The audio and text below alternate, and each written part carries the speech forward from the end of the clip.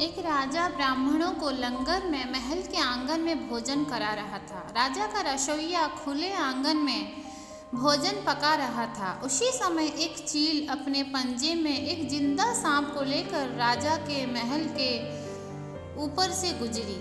तब पंजों में दबे सांप ने अपनी आत्मरक्षा में चील से बचने के लिए अपने फन से जहर निकाला। तब रसोइया जो लंगर ब्राह्मणों के लिए पका रहा था, उस लंगर में सांप के मुख से निकली जहर की कुछ बूंदें खाने में गिर गई। किसी को कुछ पता नहीं चला। फलस्वरूप वो ब्राह्मण जो भोजन करने आए थे, उन सबकी जहरीला खाना खाते ही मौत हो गई। अब जब राजा को सारे ब्राह्मणों की मृत्यु का पता चला तो ब्रह्म हत्या होने से उसे बहुत दुख हुआ। ऐसे में अब ऊपर बैठे यमराज के लिए भी ये फैसला लेना मुश्किल हो गया कि इस पाप कर्म का फल किसके खाते में जाएगा। एक राजा जिसको पता ही नहीं था कि खाना जहरीला हो गया है, या दो रसोइया जिसको पता ही नहीं था कि खाना बनाते समय वह जहरीला हो गया है, या तीसरा वह चील जो जहरीला सांप लिए राजा के महल से गुजरी, या वह सांप जिसने फन मारा, आत्मरक्षा में जहर निकाला। बहुत दिनों तक ये मामला यमराज की फाइल में अटका रहा।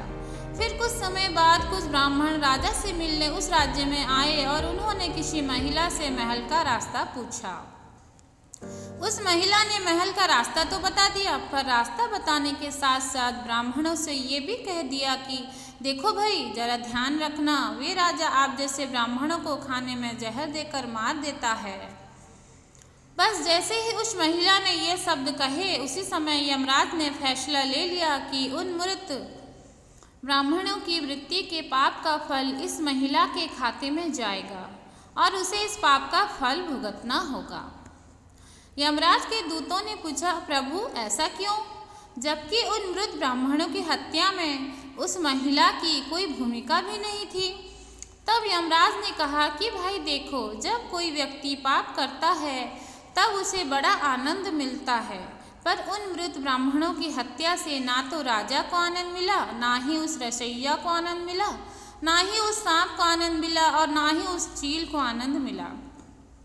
पर उस पाप कर्म की घटना का बुराई करने के भाव से बखान कर उस महिला को जरूर आनंद मिला। इसलिए राजा के उस अनजाने पाप कर्म का फल अब इस महिला के खाते में जाएगा।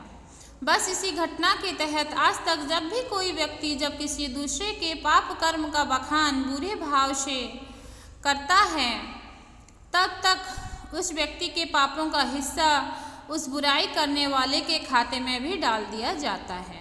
अक्सर हम जीवन में सोचते हैं कि हमने जीवन में ऐसा कोई पाप नहीं किया, फिर भी हमारे जीवन में इतना दुख क्यों, इतना कष्ट क्यों। ये कष्ट और कहीं से नहीं बल्कि लोगों की बुराई करने के कारण उनके पाप कर्मों से आया होता है, जो बुराई करते ही हमारे खाते में ट्रांसफ़र हो जाता है। दोस्तों, इस वीडियो को लेकर आपकी क्या राय है, नीचे कमेंट करके ज़रूर बताइए। अगर ये वीडियो आपको अच्छा लगा हो तो इसे सब्सक्राइब कीजिए। Thank you.